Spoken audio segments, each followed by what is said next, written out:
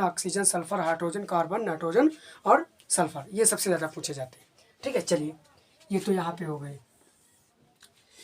जैसे निकालना है जल का अणु भार, अणु भार किसका निकालना है? H2O। ठीक, जल का। तो यहाँ पे जल का निकालना है तो सबसे पहले देखिए यहाँ पे लिखा है हाइड्रोजन, हाइड्रोजन का। अब यहाँ पे आइए हाइड्रोजन का, हाइड्रोजन का कितना? 1 है।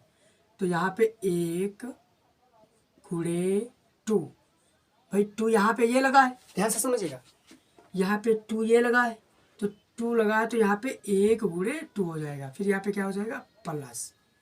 ठीक, फिर क्या है? ऑक्सीजन। ऑक्सीजन क्या कितना है? यहाँ पे ऑक्सीजन नहीं लिखेंगे, ऑक्सीजन जैसे ये ऑक्सीजन है, ऑक्सीजन की जगह पे यहाँ पे कितना लिखा है? 16। तो यहाँ पे हम लिखेंगे 16। चलिए जोड़ कर बताते हैं। 2 यकन्ना 2, ये तो 2 ही रहेगा, और 16 17 18, ये कितना हो गया? 18। अब यहाँ पे देखिए ध्यान से, अब यहाँ पे हम लिखेंगे अणु भार, जल का अणु भार, जल का अणु भार बराबर 18। ठीक, ये आ गया जल का कितना अणु भार होता है।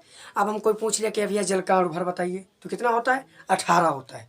जल का अणु भार 18 होता है। चलिए अगला देखिए, अगला निकालेंगे HNO3, नाइट्रिक अम्ल का। किसका निकालना है? नाइट्रिक अम्ल का।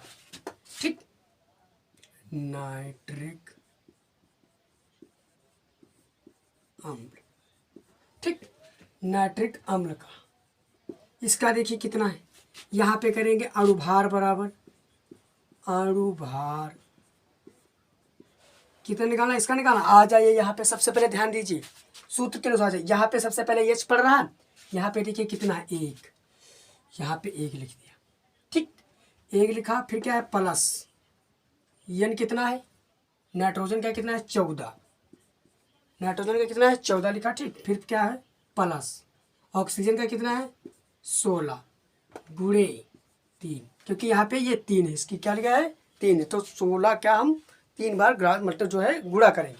ठीक है, बराबर यहाँ पे 14 1 15 और 16 3 48, यानी 15 हो गया और 16 3 48 हो गया। इसको जोड़ेंगे कितना हो जाएगा? तुम्हारा पहले सरल कर लेंगे। चलो पहले सरल, इक्वल टू बराबर 14 15 प्लस 48, 8 5 3 हासिल हुआ 1 4 5 1 63 अणु भार बराबर। देखिए ध्यान से, बहुत ध्यान से, कितना अणु भार निकला? 63 अणु भार निकला। किसका निकला? ये तुम्हारा जो है नाइट्रिक अम्ल का अणु भार निकला।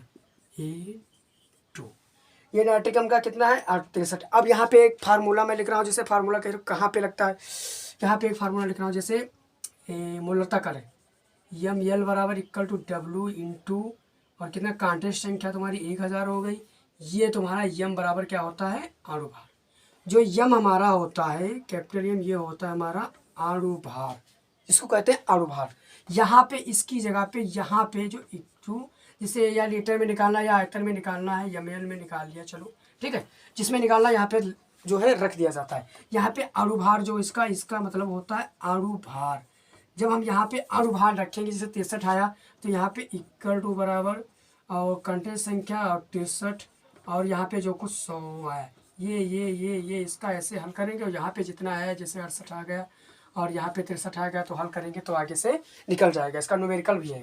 ठीक है, इसी प्रकार से यहाँ पे जो है इसका उपयोग होता है, बहुत ज़्यादा ज़रूरी। चलिए निकालते हैं, अब निकालेंगे। चलिए और आइए, यूरिया का निकालते हैं। यूरिया का कितना होता है? वैसे हम ऐसे ध्यान हो तो बहुत अच्छी बात है कि जैसे मान लीजिए यूरिया का होता है 63 होता है। अब 63 यूरिया का होता है तो हम निकाल के भी बताएंगे। ठीक, चलिए पहले लिखेंगे यूरिया। यूरिया का सूत्र क्या होता है? NH2। यूरिया का पहले सूत्र देखिए, पहले सूत्र क्या होता है। जब हमें सूत्र ही नहीं पता होगा तो जाहिर सी बात है हम कहाँ से निकाल पाए। NH2CONH2, इतना बड़ा है। देखिए यूरिया का अणु भार निकालना है, अणु भार बराबर अणु भार N क्या नाइट्रोजन का था, यही आएगा 14 प्लस, फिर हाइड्रोजन कितना है 1, हाइड्रोजन कितना है 1 प्लस लगाओ। फिर कार्बन कितना है, कार्बन कितना है 12 प्लस लगाओ। ऑक्सीजन कितना है प्लस 16। फिर नाइट्रोजन कितना है 16 है का। फिर नाइट्रोजन कितना है 14 प्लस 14। फिर प्लस हाइड्रोजन कितना है 1 घोड़े। तो बहुत ध्यान से समझिए, बहुत बेहतर। यहाँ पे मैंने क्या किया, एन की जगह पे कितना है नाइट्रोजन, कितना है नाइट्रोजन 14 रख दिया, ठीक। फिर लगा दिया प्लस लगा दिया। फिर हाइड्रोजन कितना है, हाइड्रोजन 1 है, फिर 1 लगा दिया। फिर कितना है, सॉरी गड़बड़ हो गया, गड़बड़ हो गया। यहाँ पे 1 कर दिया, यहाँ पे गुणे लगेगा, ध्यान दें। कितना है नाइट्रोजन, कितना है 14, नाइट्रोजन कितना है 14, यहाँ पे 14 लिख दिया। फिर हाइड्रोजन कितना है 1, हाइड्रोजन 1। और 1 की घात की यहाँ पे जो कितने का 2 लगा तो गुणे में 2 हो जाएगी, यहाँ पे यही नहीं ध्यान दें। फिर कार्बन कितना है, कार्बन 12, कार्बन कितना है 12, ध्यान से समझिएगा। फिर कार्बन कितना है 12 प्लस ऑक्सीजन कितना है 16। फिर प्लस नाइट्रोजन कितना है 14, नाइट्रोजन कितना है 14। फिर प्लस फिर कितना हाइड्रोजन कितना है 1 गुणे 2। आप ध्यान से देखिए, यहाँ पे इसको सॉल्व करते हैं। यहाँ पे 2 एक अन्ना 2 हो जाएगा सॉल्व करने के लिए। तो यहाँ पे हो जाएगा 14 और 2 एक अन्ना प्लस 2, फिर प्लस और फिर 12 प्लस 16 प्लस 14 प्लस 2, 2 एक अन्ना 2।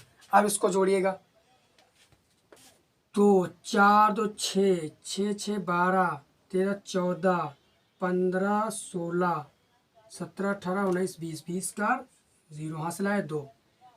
फिर 3 4 5 6 60।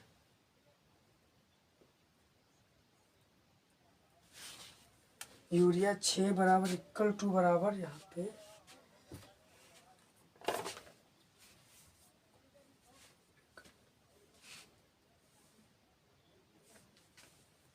T बराबर 2 1, ठीक है। तो हमारा यूरिया का जो अणुभार निकल के आ गया यहाँ पे इक्वल टू बराबर 60। कितना आ रहा है, कितना अणुभार आएगा 60। अब हम जब बात करेंगे तो कहाँ यूरिया का अणुभार कितना होता है, यूरिया का अणुभार, यूरिया का अणुभार, अणुभार इक्वल टू बराबर 60। कितना होता है 60 होता है। हमें पता चल गया यूरिया का कितना अणुभार होता है 60 होता है। तो इसी प्रकार से जो हमारे सूत्र जैसे हम निकालेंगे मिथिल अल्कोहल का, एथिल अल्कोहल का निकालेंगे। जैसे निकालेंगे मिथिल C2H5OH। देखिए सबसे ज़्यादा इसी में से निकाला जा रहा है, इसमें से बहुत कम। तो यहाँ पे हम निकालने वाले हैं ये, चलो एथिल अल्कोहल का निकालेंगे। तो कार्बन कितना है 1 ले लिया, 1 ले लिया गुणे 2। हाइड्रोजन कितना है, हाइड्रोजन 1 है, ठीक। कार्बन 12 है, यहाँ पे 12 गुणे, ठीक।